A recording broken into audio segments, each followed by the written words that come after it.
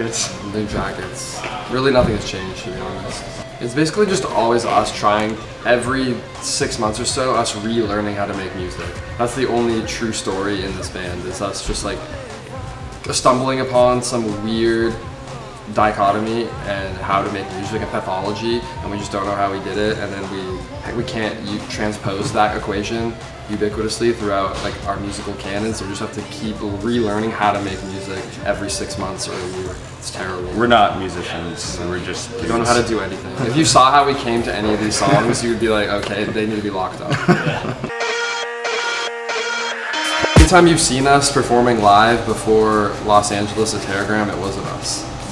It was somebody else. It was somebody else. We haven't performed live except for LA and New York. Terragram Ballroom, Bowery Ballroom. It's the only 2 times we've ever performed live. To the effect of your question earlier, like what's different in this new chapter is that we are now deep faked, and we don't have to worry about anything that happened prior to that last show. Because it's true.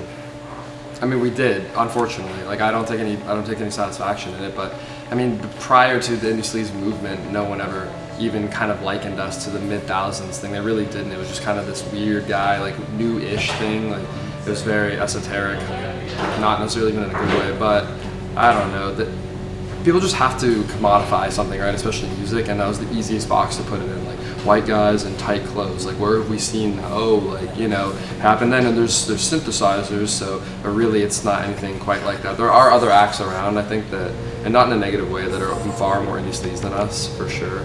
But that's not something I wouldn't really want to be associated with, even though we inherently are, I guess. But I don't know, it's fine. At least we're somewhere, at least we can be put in a box or something, but.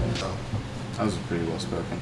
Yeah, honestly, we just wore leather jackets because we earned the right to wear leather jackets.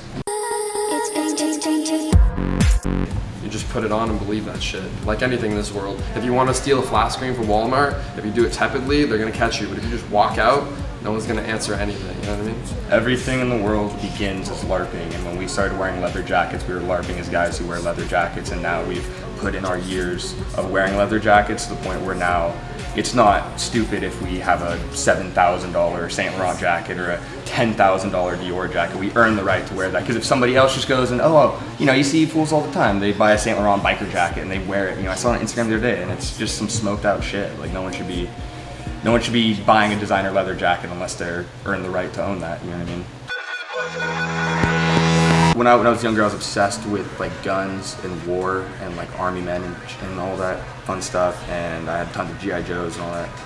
And my mom was like, hey, you gotta watch this movie, and I was like, why don't I want to watch a movie with my mom? And it was Saving Private Ryan, and I saw that and I was like, this is the coolest thing I've ever seen. I've never seen anything like this before.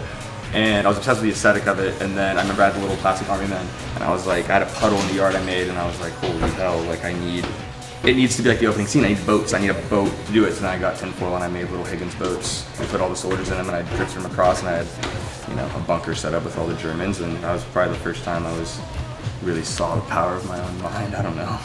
It's an interesting question. I never thought about that. I was the furthest thing from like any creative or artistic pursuit my whole life. Like, I never gave it a second. I was the worst artist. I was the worst artist in school. Like, I'm the worst drawer ever. I just care about sports, Derek Jeter. But I was very weird. I never had friends. So it was like this weird polarities and kind of paradoxical way of living. But it wasn't really until late in high school where I started taking photos a little bit with my cousin. Or rather, he was taking photos and I would like creative direct them, and I was like, maybe I'll go to film school, maybe whatever. And then I didn't do any of that. I got kicked out of the house and lived in my car. But yeah, that was the first time. Because before that, it was a very shameful thing to approach the idea of artistry or creativity. I never thought that would be a path for me. I thought my life was going to change overnight at that point. I was like, oh man, like, we're about to be famous, like, don't talk to me, like, don't even look at me. But life got worse after that. But that same night, I figured, the same day-ish, the same 24-hour period, I found out that Kanye was listening to our stuff too in a private jet. And then I thought my life was really gonna change. Apparently he was listening to this song Beacon in a jet, like going to, I don't even know where he was, but from a very trusted source. And I was like, man, like, this is easy, like, life is on easy mode. We found out our famous friends were gatekeeping that information from us for some reason.